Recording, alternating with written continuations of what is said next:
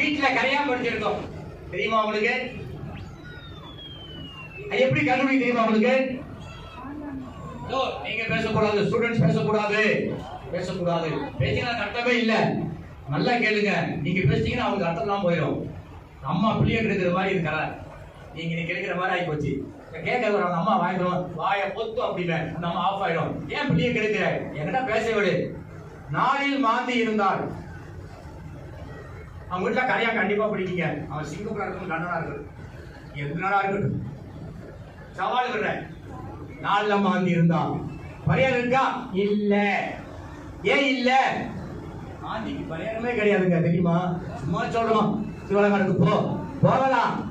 சும்மா சர்ப்பா சும்மா மனசாந்திக்காக தான். இதுக்கு பரிகாரம் இல்லை, அனுமதி ஆக வேண்டும்.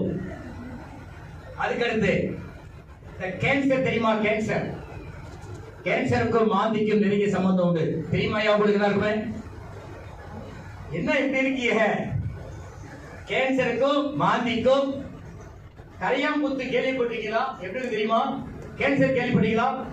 கிராமத்துல பருத்தி என்ன போட்டீங்களா? பருத்தி பருத்தி பருத்தி பூக்கு பார்த்தீங்களா? எப்படி பூக்கும்?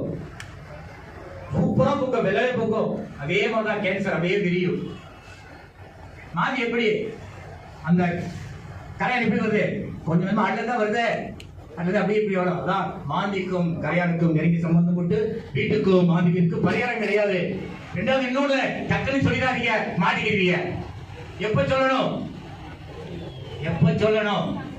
அவன் கேட்கலாம் பரவாயில்ல, நம்ம சொல்லணும். எப்போ? போடாங்கி அவங்க வைக்கணும். போட சந்திரம் தான் போடாங்கி. அங்க நாள்ல வச்சு நாள்ல வரும்போதுதான் சொல்லணும், பார்க்கும்போது சொல்லக்கூடாது. எப்பவுமே பக்கத்துல இருக்கணும் தான் மதிப்பு, பார்க்கணும் மதிப்பு கிடையாது. இதே மாதிரி கிட்ஸ் இடையில சொல்லுவோம். அடுத்த ஐயா ராஜசேகர் ஒரு 5 நிமிஷம் பேசுவாரு. அவரை பத்தி கொஞ்சம் பேசணும்.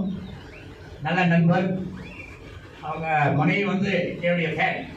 பெரும்பாலும் எல்லாம் என்னுடைய ஃபேனு தான். நான் 2000 டிவியில பேசிக்கிட்டு இருக்கேன். நான் பேசாத தொலைக்காட்சி கிடையாது, பேசாத வானொலியும் கிடையாது, எல்லாரையும் பேசிட்டு இருக்கேன்.